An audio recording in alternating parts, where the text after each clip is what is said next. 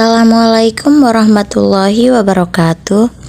Halo semuanya, kami dari kelompok 14 ingin mempersembahkan video edukasi yang mengenai perbankan syariah di negara Afrika Selatan. Nah, kami dari kelompok 14 yang beranggotakan saya sendiri, Siti Hadijah Nur Sitorus, dan kedua rekan saya yaitu Audrey Padilla Saputri dan Ade Ismi. Baiklah teman-teman, langsung saja nih kita masuk ke pembahasan yang pertama. Nah, baiklah, untuk materi pertama akan saya bacakan sendiri mengenai gambaran umum perbankan syariah di Afrika Selatan. Nah, perbankan syariah di Afrika Selatan dimulai dengan pendirian Al-Baqarah Bank pada tahun 1989. Didorong kebutuhan komunitas muslim lokal akan layanan keuangan bebas riba, perkembangan ini melibatkan bank konvensional seperti FNB dan dukungan pemerintah melalui regulasi, termasuk sukuk. Meskipun hanya ada satu bank syariah yaitu FNB Islamic Banking, asetnya terus meningkat dari mulai 30 miliar pada tahun 2021 dan menjadi 37 miliar pada tahun 2023. Nah, di mana mencerminkan potensi besar meski menghadapi tantangan edukasi dan persaingan. Selanjutnya yaitu tentang strategi perkembangan perbankan syariah di Afrika Selatan. Nah, strategi perkembangan perbankan syariah di Afrika Selatan mencangkup peningkatan literasi keuangan syariah melalui edukasi pelatihan, diversifikasi produk dan inovasi digital, serta kemitraan dengan bank konvensional, regulasi yang mendukung promosi investasi seperti sukuk, fokus pada keuangan etis dan inklusi keuangan bagi kelompok yang kurang terlayani juga menjadi prioritas, dan tujuan memperluas cangkupan layanan serta meningkatkan daya saing sektor ini bagi seluruh masyarakat. Saya akan melanjutkan materinya berjudul karakteristik perbankan syariah di Afrika Selatan. Yang pertama yaitu dominasi bank syariah tunggal dan unit syariah. Yang kedua, pangsa pasar yang relatif kecil. Yang ketiga, regulasi yang mendukung. Yang keempat, fokus pada prinsip syariah. Yang kelima, orientasi pada keuangan etis. Yang keenam, teknologi dan digitalisasi. Dan yang ketujuh, terfokus pada komunitas. Nah, materi selanjutnya yaitu standarisasi akad. Yang pertama yaitu akad murabaha. Akad murabaha yaitu kontrak jual beli, di mana bank membeli suatu barang dan kemudian menjualnya kembali kepada nasabah dengan harga jual yang lebih tinggi. Akad yang kedua yaitu akad ijarah. Akad ijarah yaitu kontrak sewa menyewa, di mana bank membeli suatu aset dan menyewakannya kepada nasabah. Nasabah membayar sewa untuk penggunaan aset tersebut, dan di akhir masa sewa, nasabah bisa memiliki aset tersebut jika disepakati. Akad yang ketiga yaitu akad mudharabah. Akad mudharabah yaitu suatu perjanjian antara dua pihak di mana satu pihak menyediakan modal dan pihak lainnya mengelola bisnis tersebut. Keuntungan dari usaha tersebut dibagi sesuai dengan kesepakatan, sementara kerugian ditanggung oleh pemberi modal, kecuali jika kerugian disebabkan oleh kelalaian mudharib.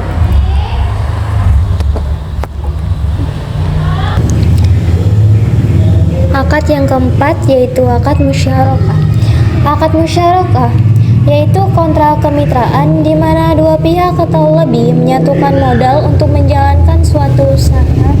Keuntungan dan kerugian dibagi berdasarkan kontribusi modal masing-masing pihak. Akad yang kelima yaitu akad wakalah.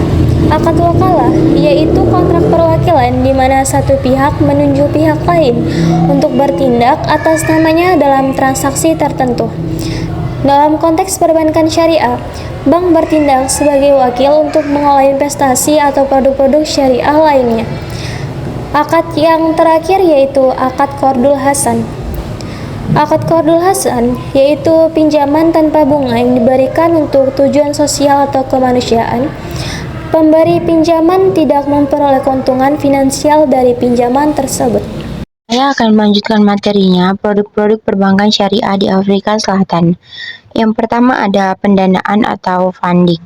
Pendanaan dalam perbankan syariah ini merujuk pada pengumpulan dana dari masyarakat dari nasabah dengan menggunakan prinsip syariah. Beberapa produk pendanaan utama di Afrika Selatan meliputi tabungan mudharabah dan deposito mudharabah. Yang kedua ada pembiayaan atau financing.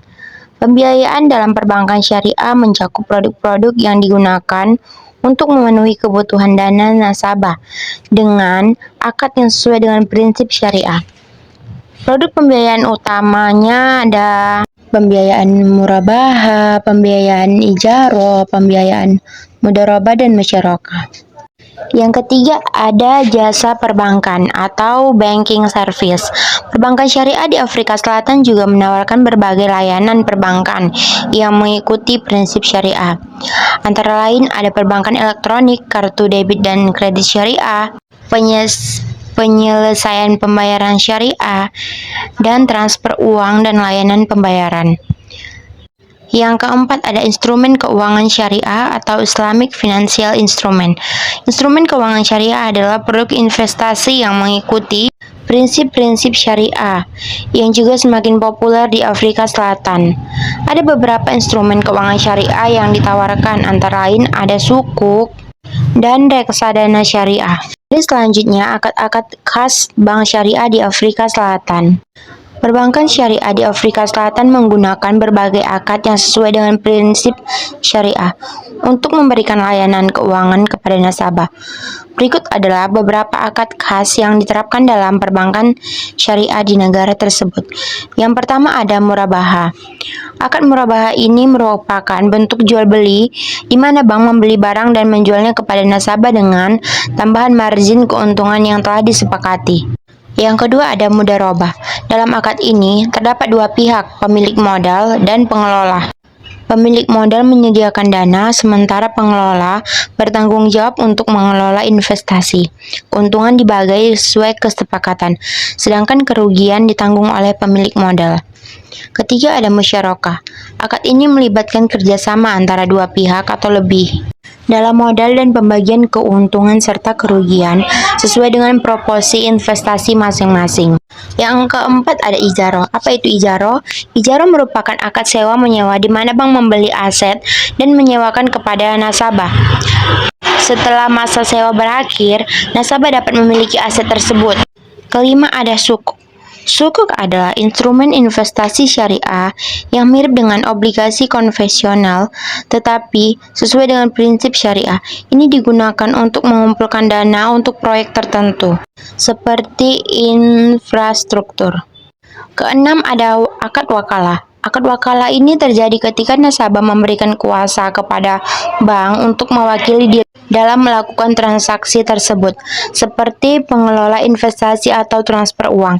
Ini sering digunakan dalam produk jasa perbankan syariah. Yang terakhir ada istisna. Istisna adalah akad pemesanan barang yang akan diproduksi atau dibangun di masa depan, di mana pembayaran dapat dilakukan di muka atau dicicil. Ini cocok untuk proyek konstruksi atau manufaktur. Oke guys, sekian video edukasi mengenai perbankan syariah di negara Afrika Selatan dari kelompok 14 dan semoga bermanfaat untuk teman-teman semua, and see you next time. Bye bye.